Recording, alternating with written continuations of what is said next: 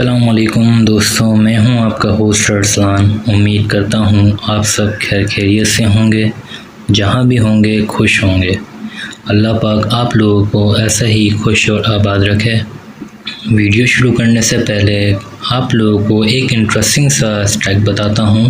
72% लोग हमारी वीडियो को एंजॉय तो करते हैं मगर चैनल को सब्सक्राइब नहीं करते। आप लोगों को एक छोटा सा काम करना है दोस्तों, नीचे दिए गए सब्सक्राइब के बटन को क्लिक कर लें और लगे हाथ बेल आइकन को भी क्लिक कर लें ताकि आप भी हमारी सिनिस्टर फैमिली का हिस्सा बन जाएं। और वीडियो अच्छी लगे तो लाइक करना ना भूलिएगा। तो कहानी शुरू करते हैं बिना टाइम वेस्ट किए। ये कहानी गुजरावाला से हमारी सब्सक्राइबर ने हमें भेजी है। इससे पता चलता है कि ये दुनिया अनदेखे वजूद से भरी भरी है।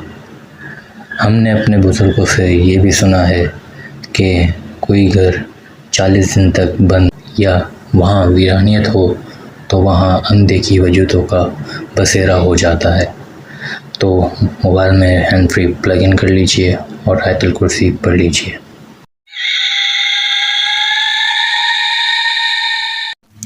अस्सलाम वालेकुम भाई, मैं अपना नाम नहीं बताऊंगी। बात है 2021 की। 2021 के रमज़ान के महीने में मैं और मेरी छोटी सिस्टर मेरे फूफो के घर रुकने गए थे रात में। मेरा और मेरी फूफो का घर बिल्कुल आमने सामने है। फूफो की सबसे छोटी बेटी के साथ हमारी बहुत दोस्ती है। उस दिन घर पे वो और उसके अब्बू आए थे। अब्बू नीचे वाले फ्लोर पे थे तो ऊपर वो अकेली थी। तो उसके अब्बू ने कहा कि तुम दोनों आज इधर ही रुक जाओ आयज़ा के पास। तो फूफो की बेटी है तो हम उधर ही रुक गए। तो रात देर तक गपशप लगाई, फिर अपनी फ्रेंड्स को वीडियो कॉल की। तब मुझे ऐसा लगा कि कोई ऊपर आ रहा है तो मैंने फ़ौरन कॉल बंद कर दी क्योंकि उसके अब्बू को इतनी देर तक फ़ोन यूज़ करना पसंद नहीं था। मुझे लगा आयज़ा के अब्बू आए होंगे। हमने दरवाज़े पर देखा तो कोई नहीं था। उसके बाद हमने आयज़ा की भाभी के कमरे में आ गए।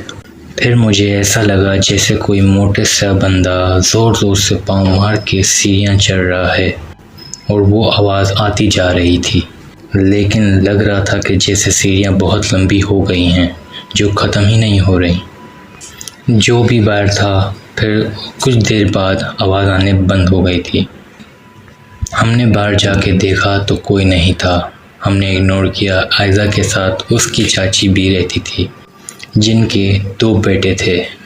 तो मुझे लगा कि शायद वो छत पे आए हों, लेकिन बाहर कोई भी नहीं था। फिर हम आयज़ा के कमरे में चले गए। फिर थोड़ी देर बाद मैं वॉशरूम के लिए बाहर आई तो मुझे अजीब बोलने की किसी की आवाज़ आई। मैंने जाके आयज़ा और अपनी सिस्टर को बताया। हम तीनों अकेली थीं। आयज़ा ने बाहर आके विंडो से कान लगा कर सुना तो कोई आवाज़ नहीं आ रही थी और ना कोई बाहर था। तो मुझे बड़ा अजीब लगा। इसी तरह जब मैं बाहर आती किसी काम से या किचन वगैरह में जाती तो मुझे ऐसा लगा जैसे कोई मुझे देख रहा हो। अजीब आवाज़ें भी आती थीं जैसे कोई बोल रहा हो किसी और अंदाज में, और किसी के चलने की भी आवाज़ आती थी। फिर भी दिल को तसल्ली देती थी कि शायद ये वहम है। कभी इतनी देर रात तक जागी नहीं इसलिए ऐसा लग रहा होगा। मैंने और आयज़ा ने सहरी बनाई। हम तीनों ने सहरी की और बैठ के बातें करने लग गईं। तो फिर वो आवाज़ आने लगी जो सिर्फ मुझे आ रही थी, इन दोनों को नहीं आ रही थी। फिर अज़ान हुई। हमने उठ के नमाज़ पढ़ी और फिर आयज़ा के कमरे में आके सो गए। जब सुबह 5:30 का टाइम हुआ था तो मैं वॉशरूम जाने के लिए उठी थी तो मुझे ऐसा लगा कि हॉल से कोई गुज़रा हो। मैंने सोचा कि क्या पता बिल्ली आ गई होगी, लेकिन दरवाज़ा तो बंद था। फिर मैंने सब जगह देखा, कुछ भी नहीं था। फिर मैं वॉशरूम से आके डायरेक्ट सोने के लिए लेट गई। हम एक ही बेड पे सोए हुए थे। मैं दरमियान में सोई हुई थी। जब मैं आधी सोई आधी जागी हुई हालत में थी तो मुझे ऐसा लगा कि हेयर कूलर के सामने कोई चीज़ गुजरी हो। मैंने आंख नहीं खोली क्योंकि मुझे लगा कि मेरी सिस्टर वॉशरूम गई होगी, लेकिन एकदम ऐसा फील हुआ जब 3-4 बार मुझे ऐसा लगा। मैं एकदम से आंख खोलकर दोनों की तरफ देखने लग गई तो दोनों गहरी नींद में सो रही थीं। मैंने फिर आंखें बंद कर ली सोने के लिए। थोड़ी देर बाद हमारे बेड ज़ोर ज़ोर से हिलने लगा। मुझे लगा छोटा बेड है तो शायद साइड चेंज किया होगा इन दोनों में से किसी ने, तभी ऐसा हुआ होगा। लेकिन वो दोनों एक ही पोजीशन में सोई हुई थीं जिस तरह मैंने उन्हें देखा था। फिर से बेड ज़ोर ज़ोर से हिलने लगा, लेकिन जैसे उन दोनों को कुछ फील ही नहीं हो रहा था। सीढ़ियों से किसी मोटे और बहुत बड़ा बंदा उतर चढ़ कर रहा था। ऐसी आवाज़ें मुझे आ रही जैसे वो जानबूझ के ज़ोर ज़ोर से पाँव मार रहा हो ज़मीन पे। मुझे बहुत खौफ आया। मैं उठ के बैठ गई। फिर बहुत अजीब और डरावनी आवाज़ में किसी ने मेरा नाम बोला, जैसे बिल्ली, औरत और मर्द की आवाज़ मिक्स हो। वो आवाज़ मुझे बार बार आ रही थी। मैं बहुत ज़्यादा डर गई थी। मैंने दुपट्टा लिया और दरवाज़े खोलकर अपने घर भाग गई।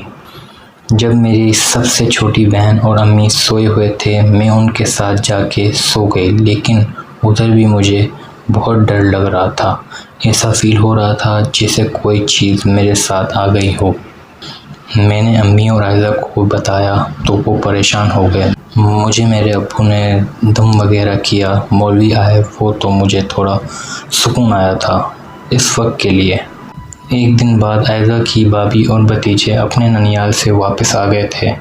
उस दिन रात को मैं और मेरी दोनों सिस्टर छत पे वॉक कर रहे थे तो आयशा की बड़ी भतीजी की चीखने की और ऊंचा ऊंचा रोने की आवाज़ें आने लगीं।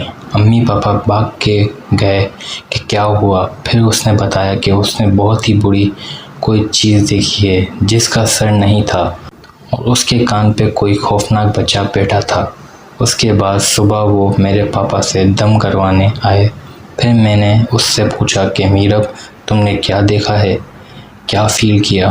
फिर उसने सेम वो ही बात बताई जो मुझे सुनाई दी और फील हुआ था। उसके घर पे मैं बहुत ज़्यादा डर गई थी।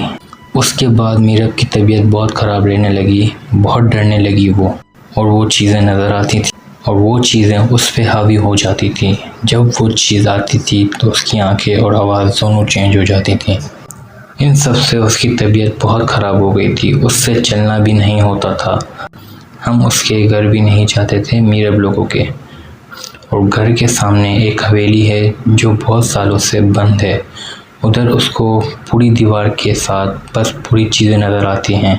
आप कहोगे अरसलान भाई तो मैं उसकी तस्वीर भी आपको सेंड कर दूंगी। उन्होंने उसे दम वगैरह कराया। मेरे पास आयशा की सिस्टर की ससुराल से बच्चे ट्यूशन पढ़ने आते थे। 2 जुड़वा बहनें थीं। एक दिन वो हमारे घर आ रही थी तो उसमें से एक बहुत डरी हुई थी। इसी दिन के बाद मेरा बुरा और खौफनाक टाइम शुरू हो गया था।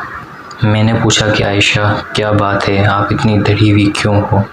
मैं जानती हूँ बहुत लंबी बात हो चुकी है, लेकिन मैं बताना चाहती हूँ सबको कि सब ख्याल रखें इस चीज़ों का। आयशा ने बताया कि आपके घर के सामने हवेली के दरवाजे पे मैंने बहुत अजीब चीज़ देखी जिसके रेड कलर के बहुत बड़े बड़े सींग थे।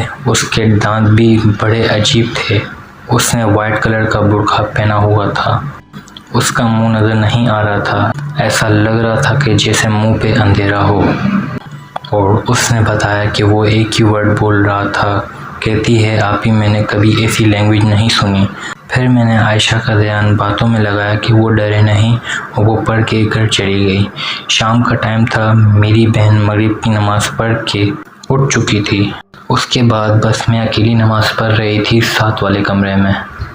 मैं नमाज़ पढ़ के फ्री हो गई थी, लेकिन मेरी आदत है कि मैं नमाज़ पढ़ के जनमाज़ पर बैठ के अल्लाह से बातें करती हूँ। मुझे ऐसा लगा कि जैसे मेरे पीछे कोई है, तो मैंने पीछे देखा, फिर डायरेक्ट सामने की तरफ मुंह कर लिया और मेरी नज़र बाहर की तरफ गई। बाहर का दरवाज़ा खुद ब खुद खुल गया और सामने से बहुत बड़ी और डरावनी चीज़ देखी जो बहुत अजीब थी। उसके बाल थे, ऐसा लग रहा था उसने कपड़े भी नहीं पहने हुए थे, पूरी जली हुई थी, अजीब चीज़ थी।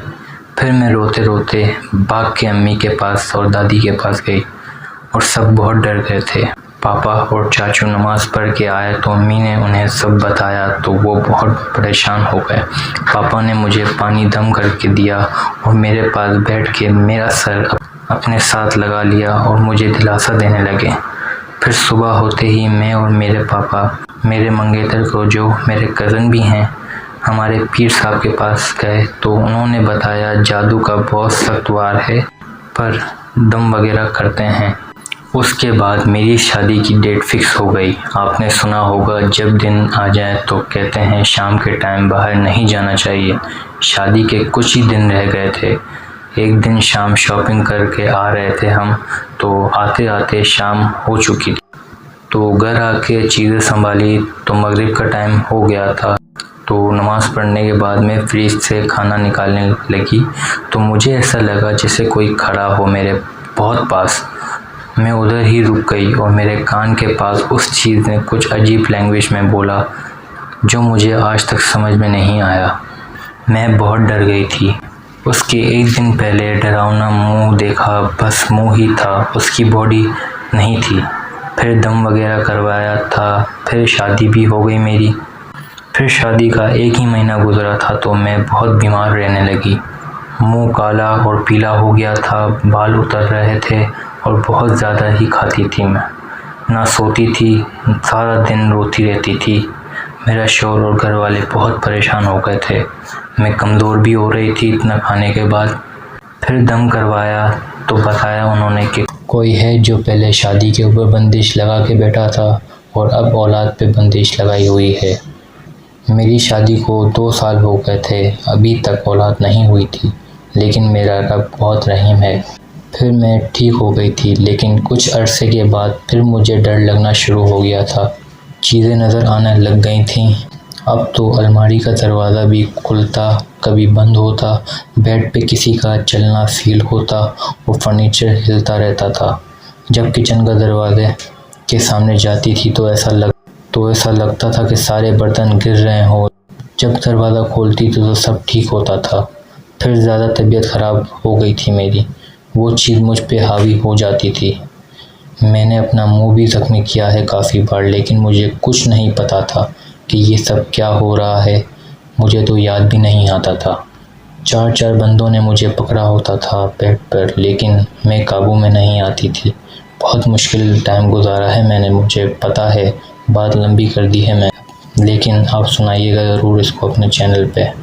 आज भी ऐसा होता है मेरे साथ, कोई सही नहीं कर सका मुझे और मीरब को। पता नहीं क्या मैं और मीरब एक और चीज़ से डरते हैं या कोई कनेक्शन है। जब भी वो डरती है इधर मुझे भी कुछ ऐसा होता है। कुछ नज़र नहीं आता, डर लगता है बस। जब मैं डरती हूँ या कुछ देखती हूँ तो वो भी डर जाती है। हालांकि हमें पता भी नहीं होता कि आज वो डरी है या मैं। हम दोनों के लिए बहुत दुआ कीजिएगा, ख़ास तौर पे मीरब के लिए कि वो 15 साल की बच्ची है अभी तक। तो भाई ये है वाक़या जो मेरे साथ आज भी पेश आता है। बस इतना कहूँगी कि दुआ में याद रखिएगा। तो दोस्तों ये था इनका वाक़या जो आज भी इनके साथ पेश आता है। फिर मुलाकात होगी एक और नई कहानी के साथ और सच्चे वाक़ये के साथ। अपना बहुत तब तक ख्याल रखिएगा। अल्लाह हाफ़िज़।